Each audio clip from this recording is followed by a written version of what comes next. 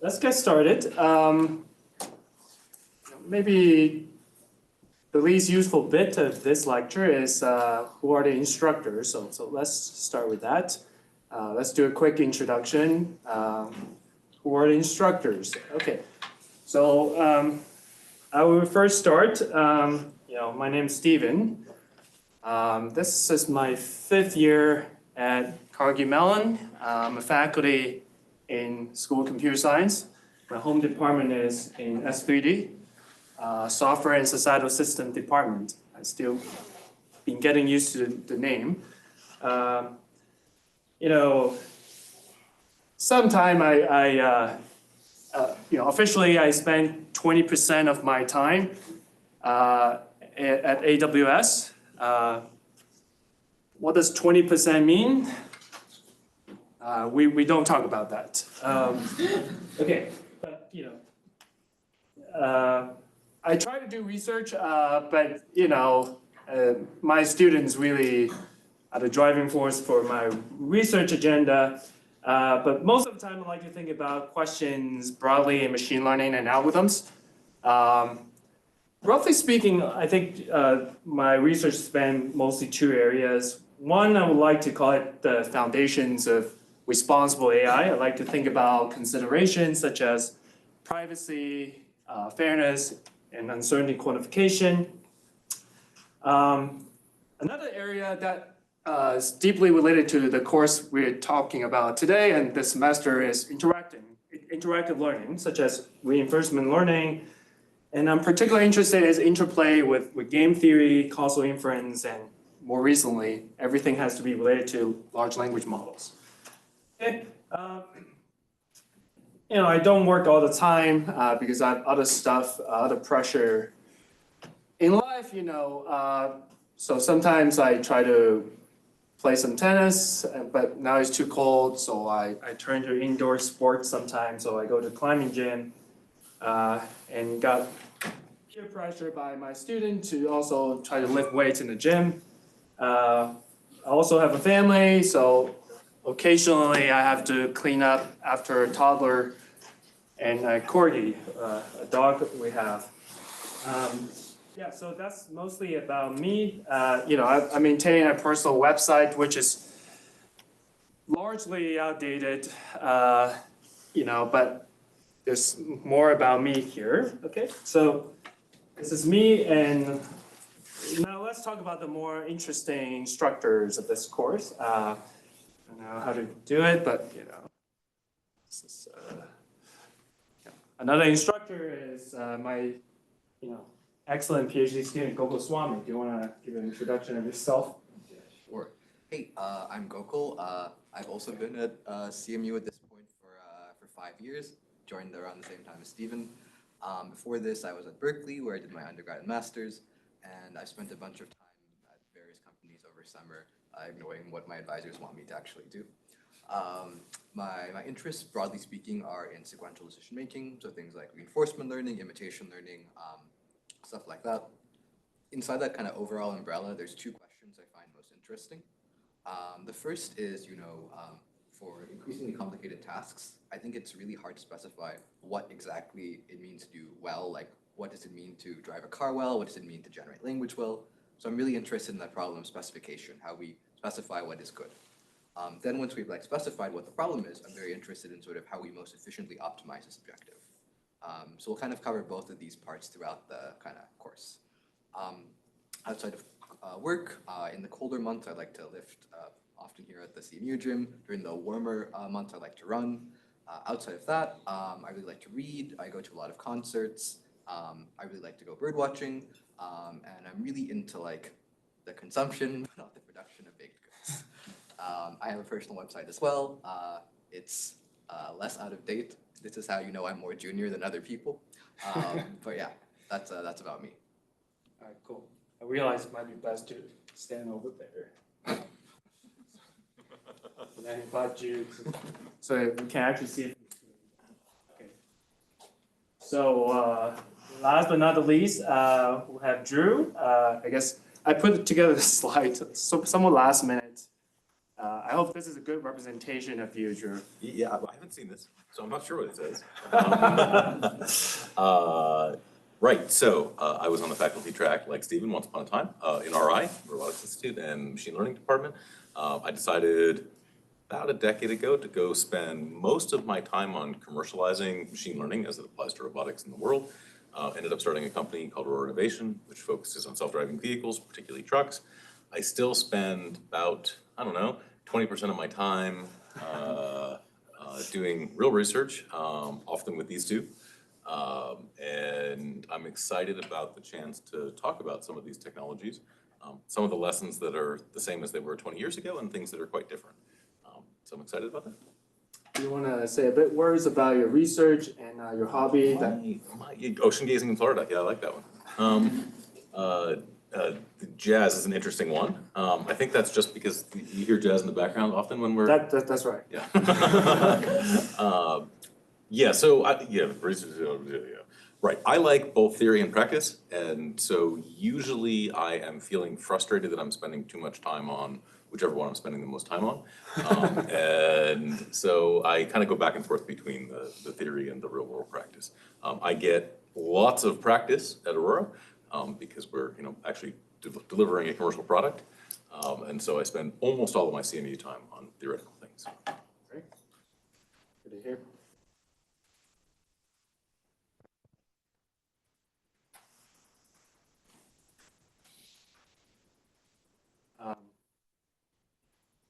Yeah, so, even though I've been working with Drew for quite a few years now, I mostly see a 2D version of Drew. And I've gotten to learn his hobbies over time by different noisy signals through Google Meet calls. It is interesting what Google Meet provides as a noisy channel. Very noisy channels that usually come with jazz and also the sound of ocean in Florida. And, I happen to know he plays lots of golf. Yeah, so, not true? Okay. Noisy channel. No, I just heard things. Anyway, I really, owe my gratitude to both Drew and Gokul because they are really the folks that got me into the research area related to this course. In some ways, I'm also have been learning along the way, both in the past few years and hopefully even more in this coming semester. Okay, so let's talk a little bit about what this course is about, right? So, today we won't. This will be a typical, not typical lecture. That will mostly stick with a high-level view of what we want to do. On Thursday, we'll start diving into, the theoretical underpinning of some of these ideas. So the key word here is interactive. What is interactive learning? It could be misleading in many ways, like, interactive learning sounds like a topic in education or learning science, like, how do you interact with the students so that they learn better? But that's not exactly wrong. It is kind of similar of the things we're going to talk about today. And, but maybe the question is, what sort of interactions should we be thinking about, should we be talking about? So this is a big question and expanding over time, especially in the past few years with generative models. As someone who's aged over time, I like to look at things from a more historical perspective as well. Last December, I went to Los Angeles, and this is the Getty Center. It's a very interesting place. Actually, it's not the Getty Center. It's one of the museum of cars that I happened to find as autonomous vehicles by CMU. I was pretty excited, and I start digging into the rabbit holes of what's the history behind this, and what we tell you when we convince you to come to CMU, many great things kind of started at CMU. Many great things in modern technologies, And I will try to play this video, like I don't know how well the audio will. Years ago, who would have thought that cellular phones would be as common as they are today? Well, we may be thinking the same thing someday about our next story. CMU's Robotics Institute is developing a car that can drive itself, and it's already being tested on the road. Money editor Bill Flanagan went along for the ride. Todd Yoakum is behind the wheel of this Army ambulance, but the CMU graduate student isn't driving. A computer is. The machine watches the road through a video camera perched above the windshield and steers the vehicle itself. We've had it up to 70 miles an hour, and it's driven autonomously for over 90 miles straight without the human ever touching the wheel. That's right. This robotic vehicle is driven to Erie and back on I-79. It's the result of 8 years of military research at CMU's Robotics Institute. Scientists here don't teach computers how to drive. Instead, they use a computer process called a neural network to create a machine that can learn to drive. Dean Pomerlow is the project director. We don't tell it anything except steer like I do.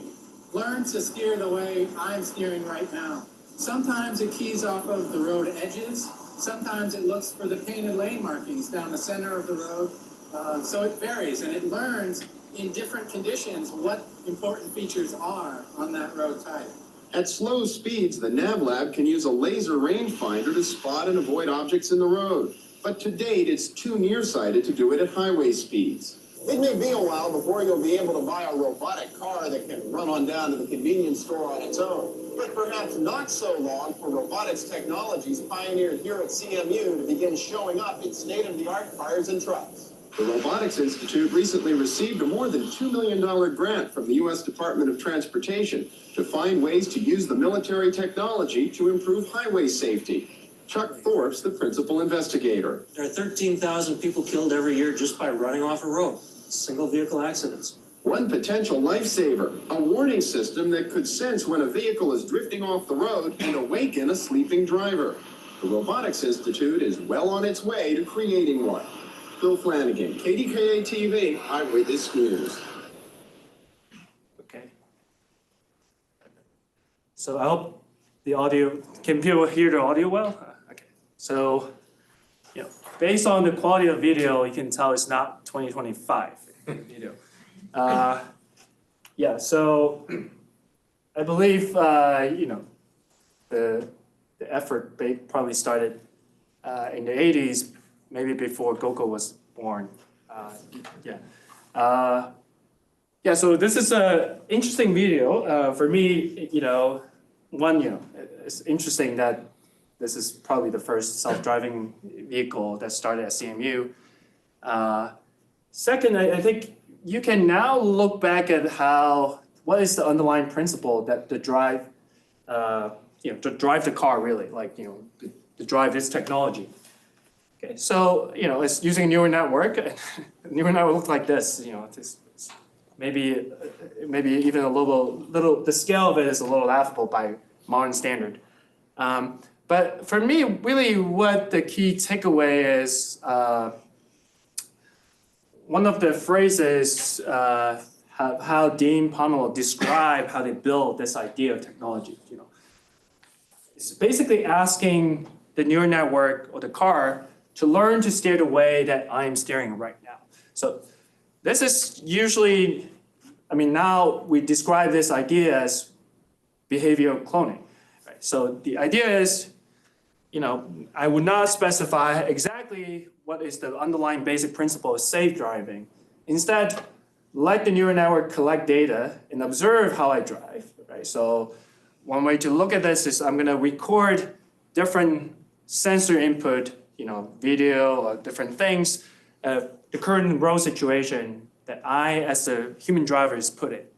Okay, and you start recording how I'm going to turn the wheel, whether I brake or not, and the data is recording all of this. And the neural network is basically understanding and try to recover mapping from sensor input to the next action to take.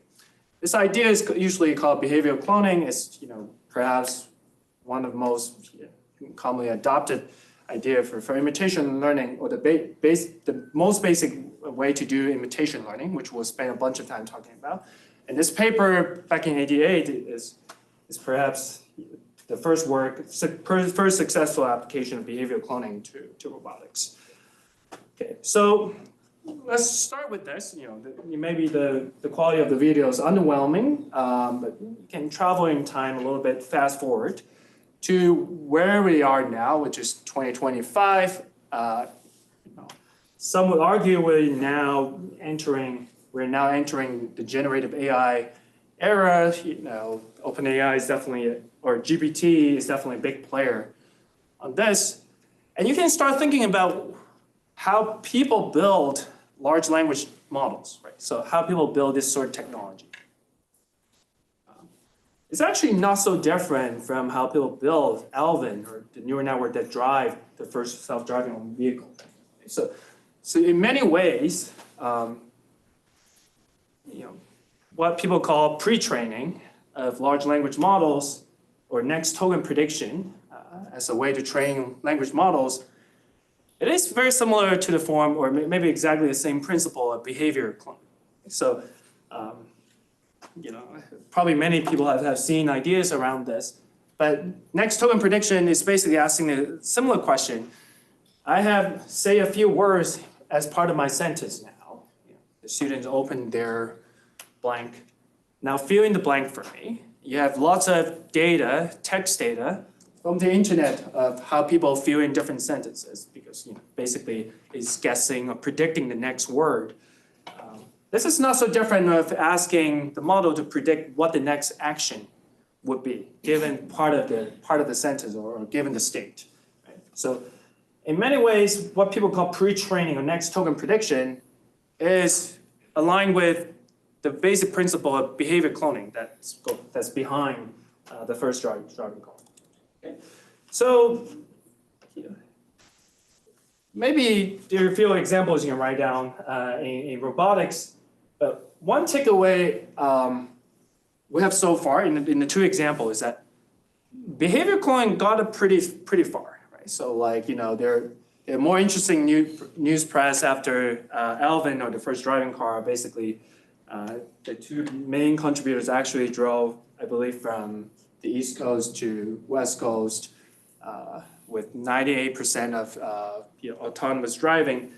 That's pretty impressive. But arguably, not everybody is still using self-driving car nowadays. Although Drew is about to change that in the near future with Aurora. So there are still a lot of concerns about whether language models are safe, are reliable, can they actually solve real-world tasks in a reliable manner. So there's still lots of questions whether behavioral cloning is sufficient. So just putting more money, more data, more infrastructure behind behavioral cloning is sufficient. So this course, we kind of look for a orthogonal or complementary directions. Right? So instead of just pushing the scale of behavioral cloning, can we look for an alternative research agenda that introduce some sort of interactions with human experts or human demonstrations or human preference data to improve the underlying AI models. Okay. So this is like a quick hint of what we will talk about today. And I will give you some examples of what sort of interactions we'll cover in the next few slides. Okay, so this is probably only a few math slides for this lecture today, just to give you a taste of what are the problems we're going to think about. So what is behavioral cloning? Or you can, if you don't like the phrase, you can think about what exactly is next token prediction trying to do. You might argue that behavioral cloning is essentially supervised learning. So it at least takes almost the same form as supervised learning. So it's basically, if you take machine learning, the basic introduction of machine learning, everybody has seen supervised learning. You have label data, you want to build a model to match labels.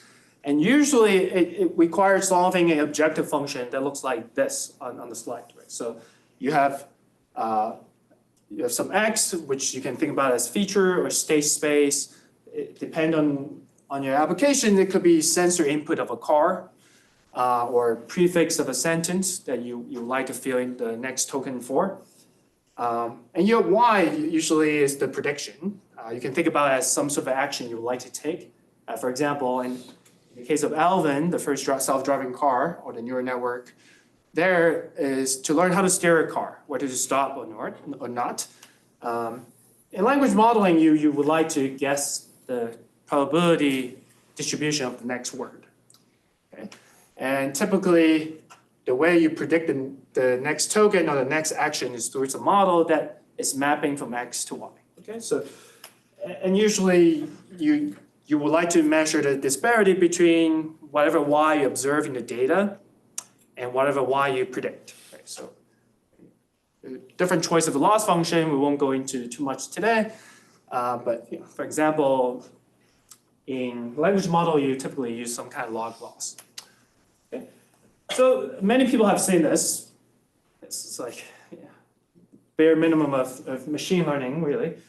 Okay, so let's expand this objective a little bit. Right? So what do we mean with this, weird looking E here? Okay, so it usually mean expectation over some distribution of labeled data X and Y. Okay? So what distribution are we talking about? And maybe one thing I would like you guys to start thinking more carefully in your research or basically in your daily conversation, when people put probability of expectation out in front of you, you should start questioning, where does the expectation come from? What probability distribution is over? So this is usually hiding a lot of interesting nuance there, right? So typically, when you think about solving for this objective, the expectation is over your training data. Okay, so the default will be whatever data is collected for you for solving this objective. Okay, so in the case of Alvin, or the self-driving car, maybe you have pre-recorded lots of human driving, safe driving data of how people put into different situations and how they turn, how they stop or not. In language models, the answer is more obvious, is usually all the text you can gather in the internet. Okay, so you can almost think about both these examples are human demonstration in some sort of training. And you're basically solving this objective in this distribution, in whatever data you can collect through human demonstration. Okay. You can start questioning what limitation you might have for solving this objective within this distribution. Okay. So here's an example, in a cartoon example in sort of the self-driving car scenario. Okay, so we'll spend more time on this, but let's revisit the idea of behavior cloning for learning how to drive in a racetrack. So this is a toy problem. Again, you have collected a bunch of data from human driving that looks like different sort of XY pairs, X1, Y1, XN, and YN, and so on. The goal here is to learn how to drive. So the goal here is to learn some sort of decision-making policy or driving policy that maps X to Y. So X might be recording where you are, what angle you have, what velocity you're going right now, to some sort of decision you make, Y, for the next step. Okay. One way to do this is, solve this sort of objective given the data, right? Like, you collected this data, you basically try to learn a mapping from X to Y to minimize the disparity between your predicted action and the action taken by the human. So this is like a two-liner of how you implement something called behavior cloning in this scenario. This is sort of the imitation learning 101. And in fact, that's what most people do. If you get on a problem, that's perhaps the first thing you would do. Okay. So noticeably, I'm doing this on the human data. Right? So whatever situation the human encounter, I would like to do pretty much the same thing within those situations. Okay. So, you learn a policy, you might drive the error to be pretty small, but not exactly zero. So, so what happens if you deploy this pi at test time? So you're going to let the car drive in this racetrack And sometimes, you might expect a little bit of shift, partially because you don't exactly 100% imitate the human action, and also partially because, the road condition could be noisy, like in a way that, the friction could be different depending on the weather, depending on the wind condition. You might be slightly put into a situation that you did not encounter in your training data. So, you'll be put into a state or X that will look different from your training data. What should you do in this case?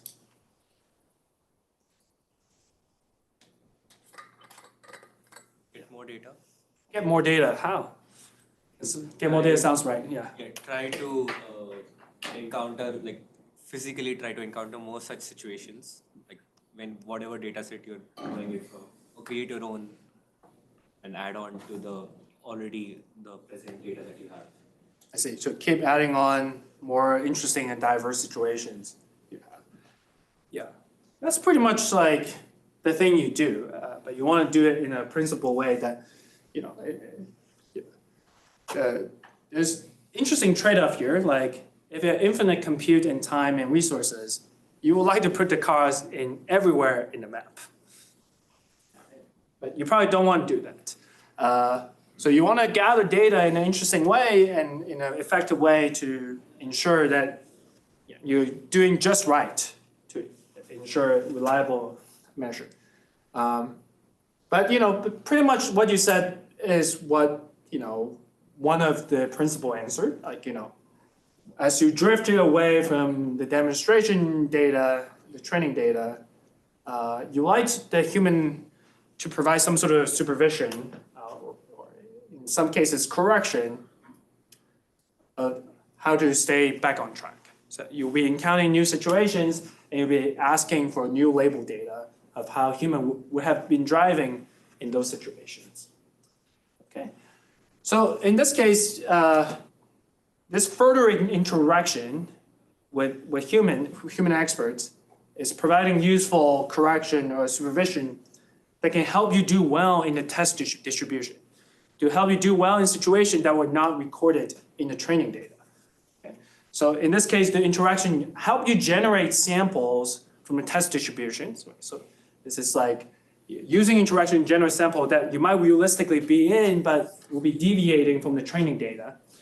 And you would be asking the expert to provide action labels or correction. Okay, so this algorithm is actually called dataset aggregation.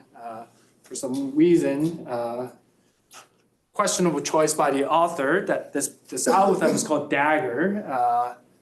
I believe Drew might have something to do with the naming. But anyway, this will be one of the more interesting or nuanced paradigm about doing imitation learning. How to do interactive imitation learning by further require human interaction to do more reliable imitation at test time. Okay, so that would be one example of how interaction can help you get further and get better performance beyond just doing behavior cloning. Okay. So nowadays it's very hard to go into a dinner conversation without ever talking about language modeling, large language models. So, what can this sort of interaction or interactive learning do for large language models? Yeah, there are lots of questions here. Perhaps like one of the more major debate these days, I will argue is the following, which I don't have answer for. Who was at this conference called NeurIPS last month? Quite a few. Who was at this talk given by Ilya? You were, okay. What do you feel about the talk? He's a good speaker. He's a good speaker, okay. Were you optimistic about the outcome of the talk?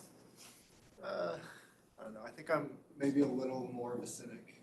You're more of a cynic. Okay, interesting.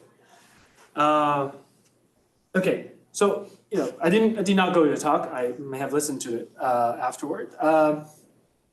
But, I think one of the claim by this talk is, pre-training will probably hit the wall very soon if has not already.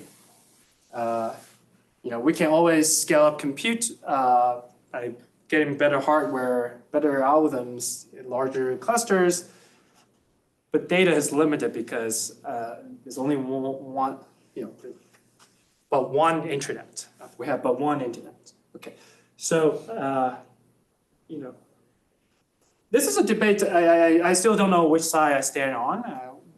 So we will not settle the debate in this course. Like some would try to say, like synthetic data will solve the problem. Maybe some less cynical scholars will try, oh yeah, there's the dark web, and anyway. But perhaps this presented view is highlighting maybe one of the bottlenecks that just scaling up the idea of behavior cloning might also reach a limit. Right? So you can always scale up the number of GPUs, you can have better algorithm, faster algorithms, more scalable technology. You might hit the limit of data. So this course is not trying to settle this debate, but maybe it's offering an alternative view of how do we make progress? How do we make some of the generative models more reliable and better aligned with human values? Right? So, even though next token prediction or behavior cloning is very powerful for building some of these foundation models, these large-scale models, we almost never directly use these models raw, straight out from next token predictions, right? So they're usually what people like to call post-training procedures. The phrase or the idea of post-training is getting more and more complicated. I think there's sometimes phrases like medium post-training or post-medium training. Anyway, I lost track of the lingo, but usually you don't directly take whatever things came out of pre-training. You usually do some sort of supervised fine-tuning. And the idea of interactive learning, such as reinforcement learning, also play a pretty interesting role for improving these large language models.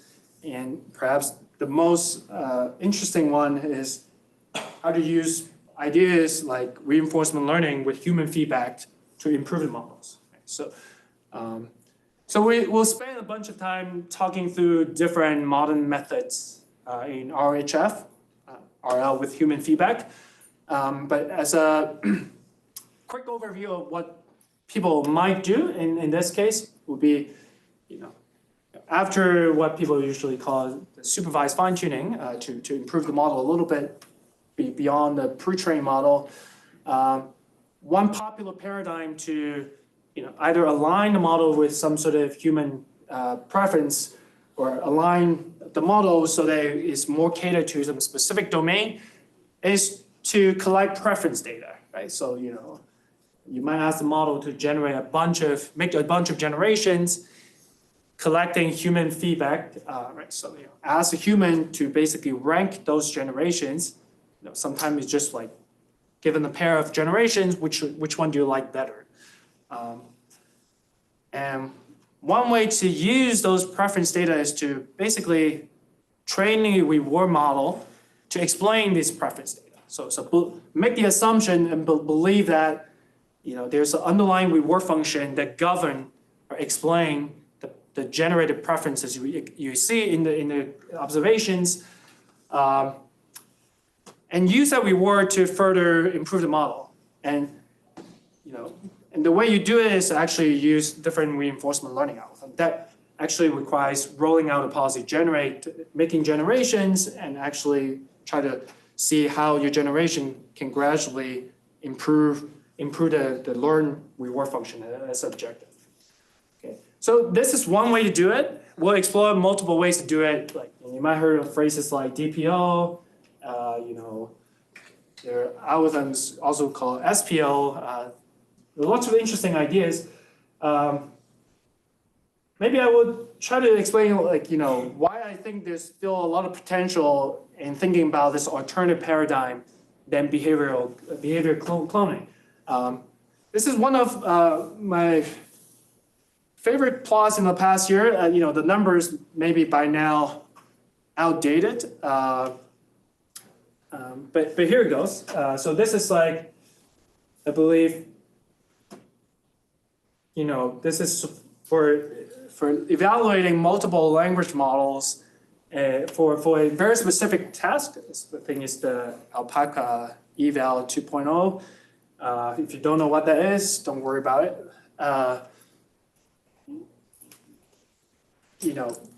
This plot is lining up a bunch of models of different sizes. Some are fairly small by modern standard, like 7 billion. Some are commercial models, like GPT, that's very big. And you're evaluating based on some sort of performance metric. It's called the win rate. So it's one way to evaluate how good a model is. So win rate usually means, when you're given a prompt to ask to provide some sort of answer. So each of these models will be providing some answer. You'll be asked to compete against a much bigger model, a more powerful model, which is GPT-4 Turbo in this case. And you'll be evaluated, based on how often is your generation by one of these models on the bottom more favorable than the one generated by GPT-4. And the more favorable usually actually is decided by GPT-4 as well. Okay, so if you can't parse what it means to understand win rate, don't worry about it. But what's cool about this plot, I think, is that some of these models are really big. Like, there are like previous iterations of GPT. There are like, GPT 3.5 and GPT-4. But there's also like somewhat arguably simpler, much easier to train model like this one on the leftmost, which only have 7 billion model that you can even train within a CMU environment. You don't need hundreds of GPUs to do it.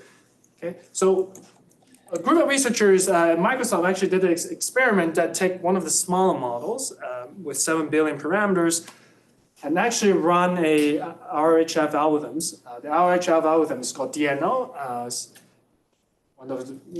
I think one of the more interesting RHF algorithms in the past year to improve the model just cater to this task. So keep in mind the nuance. The caveat is it's not saying this is a better general model, but for this task, by doing RHF, it's actually outperforming the other models based on this win rate metric.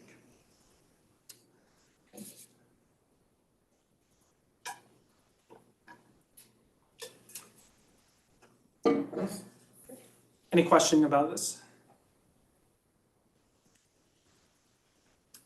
So I do think there's a lot of potential in the way that you're doing this on a much smaller model, and this could be an effective way to specialize in a domain and open up different directions for making progress.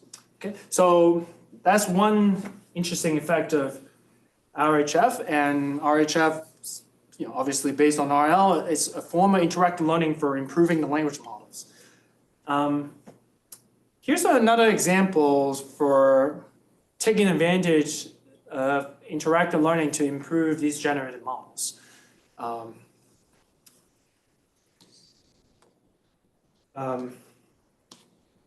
Let's think about reasoning with large language models. I think, have people been to Norm Brown's talk last semester? Okay, so maybe some of you have seen this slide. So I guess by now there's GPT-03 that I don't have access to, but I believe 01 is pretty impressive when it was released. Okay, this is one of the many slides on the OpenAI website to show off O1's capabilities. So for competition math, competition code, and PhD level science questions seem to do pretty well. The last one is particularly concerning for professors at CMU. But it's quite impressive that there's a huge jump beyond the usual GPT-4o model, which was regarded as very impressive. So what happened there? How did they get this sort of improvement? So in sort of a two-line explanation, mostly based on the OpenAI website, without too much details, they try to use reinforcement learning to generate a chain of thought before answering. So you can almost think about it as solving a search problem to find the right answer, and you have to try out multiple strategies. You may have tried out different reasoning paths, and might have to correct their own error, and it might even learn to break down problem into different subproblems. So in a way, at test time, when you insert your problem, when you insert a question, it's invoking some sort of reinforcement learning problem at real time. Okay, so the key idea there is instead of scaling up behavior cloning, instead of scaling up pre-training by putting more and more money there, you try to scale up your inference time, your inference cost. Right? You spend a little bit more time, more compute to think through the exact question that is given. It's not try to answer the question right at the moment, but instead spend a little bit more time to try out different strategies to actually perform some sort of search. It's pretty impressive. If we have time to, actually, why don't we do this? I'd be happy to help. Let's look at the problem together. Can you first identify which sides of the triangle are the opposite, adjacent, and hypotenuse relative to angle alpha? All right, so I'm pretty sure this is the angle alpha right here, right? Perfect. That's correct. Now, looking at the triangle, which side do you think is the hypotenuse? Really, Remember the hypotenuse? I'm not totally sure. I think it might be this one, but I really am not sure. This side AC. You're close. Actually, side AC is called the adjacent side to the angle alpha. The hypotenuse is the longest side of a right triangle and is directly opposite the right angle. Can you find which one is the hypotenuse? Oh, okay, I see. So I think the hypotenuse is this really long side from A to B. Would that be correct? Exactly. Well done. Now that you've identified the hypotenuse, can you identify which side is the opposite side to angle alpha? Okay, well, you told me earlier that this was the adjacent side, and I know that's the hypotenuse, so I'm guessing that this side, BC, is the opposite side. Great deduction. That's absolutely correct. Now that you've identified all the sides relative to angle alpha, do you remember the formula for finding the sine of an angle in a right triangle? Yeah, I know that the sine is equal to the opposite over the hypotenuse. Perfect. That's absolutely right. Now, can you apply that formula to find sine alpha in the triangle using the lengths of the sides that we've identified? Okay, so you told me that 7, this side BC, is the opposite side. And then you said that the hypotenuse is the longest side, so that would be this side AB, which is 25. So would the answer be 7 over 25? Excellent work. That's correct. Sine alpha equals 7 over 25. I still find it hard to believe this is not staged. I have a toddler, and the patience that the student exhibit is very impressive. Anyway, that was a quick demo of this multi-model ability of GPT-01. So let's get back to this course, right? So, we won't help you implement something like GPT-01 in this course, but rather to take back into our perspective, we'll try to cover the theoretical principles behind these advancements, and hopefully, I know many of you are PhD students or graduate students here who would like to do research in related area, who would like to help you to improve your research, well, not improve, but gain some sort of synergies with your own research, right? So that's sort of part of the goal. Right. So I want to give you a quick roadmap of this course, without any details really. These icons are GPT generated, so don't blame me for misleading. But starting on Thursday, we'll have a very exciting lecture by Drew, starting on the module of online learning. Online learning doesn't mean going back to the dark ages of COVID to take classes on Zoom, but rather it's about how do you make sequential decision making in the most basic model, right? So it's arguably the simplest model for sequential decision making. One takeaway we'll have for learning some of these ideas and carry it throughout the later part of the lecture is how some of these regret minimization principle, the objective in online learning is usually phrased as regret minimization, how these ideas can be useful for thinking about solving different sort of learning objective under distribution shift. Okay. And one of my favorite topic in research, and perhaps at this point I realize maybe all my research ideas are overfit to this perspective, is how to formulate things as min-max games and solve them using ideas from online learning. Okay, so the idea of min-max game date back to perhaps von Neumann for the invention of computer even, but if you don't really know what it is, think about rock, paper, scissors, or GAN, like generative adversary nets. That's how maybe it got pretty popular in the last 10 years. And then we'll spend a bunch of time covering the basic, the bread and butter in reinforcement learning, like, what are the basic ingredients in Markov decision process? How do you solve the problem of policy search or policy optimization? So you will learn about algorithms like policy iterations, policy gradient methods, or natural policy gradient, TRPO or PPO. These are key phrases you might have heard more often these days. And more generally, different paradigms of thinking about how to solve reinforcement learning problems.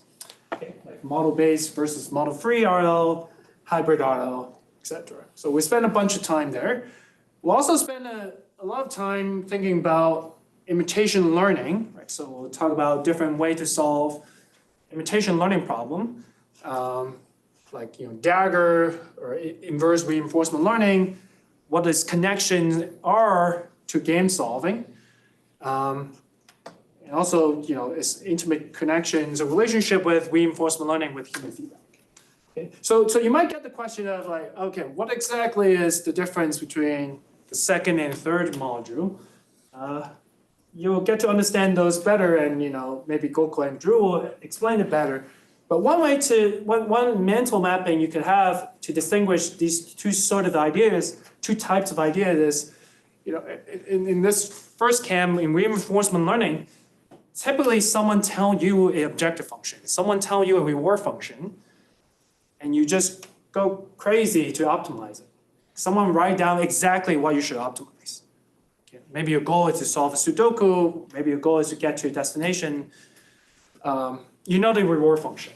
But here in imitation learning, and often in RHF, someone don't hand you a reward function. Like, you have to think about it. Oftentimes reward is only implicit in the data you observe, like only maybe implicit in the preference data you gather in RHF, maybe only implicit in the human demonstration or human expert behavior. So in some way, there's like some few more nuance of how you actually, whether you should learn the reward function or maybe you should not. The different choices and different algorithms you can do. And this is fundamentally a theory course, so it's mostly mathematical based, like most lectures will be deriving the algorithms and the mathematical principles behind them. But we will have a few lectures interleaving these theoretical based lectures that's more catered toward applications to either LLMs or robotics. And for that, we actually have a few guest lectures lined up that will be pretty exciting. Both coming from Cornell or CMU locally. Okay. So any questions about the rough nature of this course? Any questions?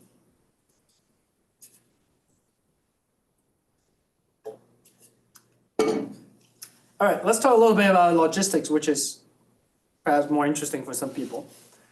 Okay, logistics, the takeaway is almost everything is on the course website that Gokul has been diligently updating and maintaining, and he has a strong request that every slide must have a QR code. This is my best effort. But this is the QR code for the link. That's not very complicated. It's interactive learning algos at github.io. Okay. So again, in this course, you'll learn about the theoretical underpinning of these interactive learning algorithms with different paradigms like reinforcement learning and imitation learning. You'll think about how they are applied to things like language modeling and robotics. There will be a little bit of programming. This is mostly a theory course, but there will be a little bit of programming. And we would like to think about some of the coding exercise in the homework as a way to reinforce your thinking of the theoretical concepts in a class. It's hard to exactly pin down the prerequisite for this course. CMU is especially a difficult place because some similar material might be covering like 5 or 6 different courses offered across the whole university. But the rule of thumb is you should have comfort, reading and writing proofs related to probability and machine learning. So if you've taken courses in machine learning and have a good learning theory background, you should feel comfortable with most of the material. I think Drew and Gokul suggested another way to get on top of some of the mathematical backgrounds to get familiar with the chapter 2 of this book called Information Theory, Inference, and Learning Algorithms. And there's a link for the book. As usual, there's a QR code for the book. It's free online through legal channels. Yes. And because there's homework that requires some coding, so some basic programming for ML, but nowadays basic programming for ML might just means you know how to prompt to generate the right code. Anyway, we haven't decided our policy for using Gen AI yet. All right, so there's some policy for communication. I think most students, if you're not on the wait list, you are invited to be on Canvas, and you are encouraged to post general questions on Canvas as discussions. We'll mostly use Canvas for giving out assignments and grades. Canvas is cool. Emails, less cool, but we accept that for a more personalized question. You're welcome to send emails to me and Gokul. I was tempted to list Drew's CMU email here, but I'm not sure you still check your CMU email. Like once a month. Once a month, okay. If you expect delay in response, you encourage to send to Drew's email, and if you put brackets AFIL in your title, we know is related to this course. We can prioritize responding to your emails. I get lots of emails, and Drew get even more emails. Takeaways, I'm pretty bad at emails. Yeah. So, yeah, but of course, we try to be engaged, and so email if you want. There's an office hour that we hold weekly. It'll be Friday, 2 p.m. Eastern time. It'll be mostly in my office. There's a new building called, well, newish building called TCS Hall in 424. This office hour is typically hosted by me and Gokul. If you want to request an office hour with Drew, you have to travel to the global headquarters of Aurora Innovation, which is He's just making this stuff up. which is in Strip District in Pittsburgh.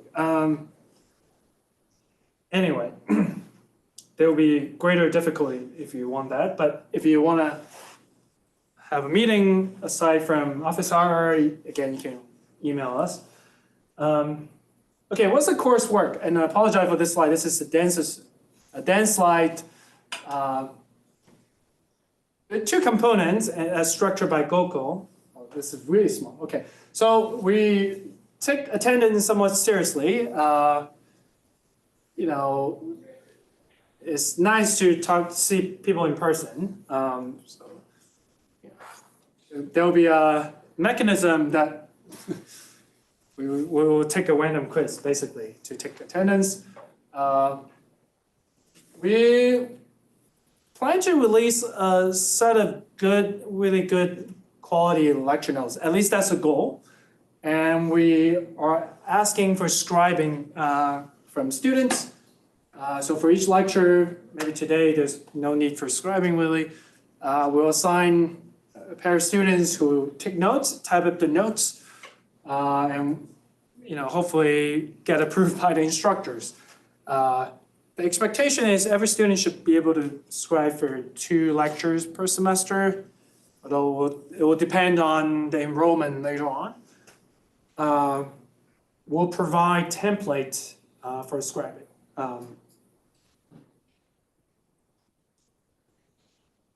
Okay, so there's some timeline for scribing.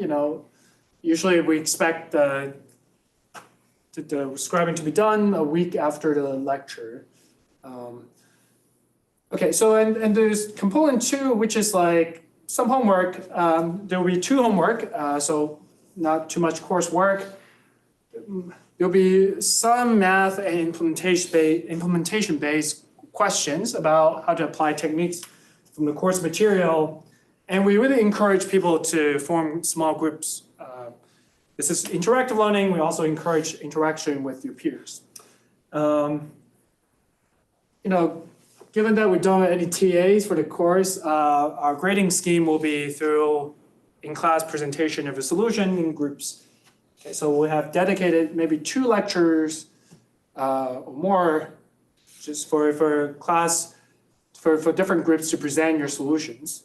For the implementation-based homework or the coding-based homework, Gokul and Drew had this idea of forming competition because these usually have clear metric of which algorithm works better. These are somewhat more programming and empirical-based homework. I think it's a good idea, and I like their competitive nature in designing these homework questions. So actually, part of it maybe part of the implementation-based homework will be in the style of friendly competition. Whoever wins might get extra credit. Okay. The bulk of the work really is a semester-long project related to the themes of the course, which requires submitting a project proposal midway through the semester. You're required to give a final presentation and submit a write-up. And again, we encourage people to form groups. And the expectation of the project is it should at least be related to this course. Like if you tell me you have a great way to build an entire new paradigm for blockchain using quantum computing, maybe it's not so related. Gokul insists that there's expectation of producing high quality research that can get into top conference in machine learning. He also stressed that it's an expectation that not every student have to deliver. That's how he usually talks to his advisors. Anyway, that's the sketch of the coursework, and I'll argue this is like somewhat light. And there's some grading scheme of how you be graded. And I got some questions about auditing. We strongly encourage actually registering the class and taking it. In my past experience, most auditing students Mail it in. Yeah, don't show up or mail it in. So, and given the light coursework of this class, we really want people just to register. If you really want to audit, one policy we think of is you should at least try to do half of the homework. But if you already do that, you might as well just take the class. You already did a lot of the work. And in terms of lecture format,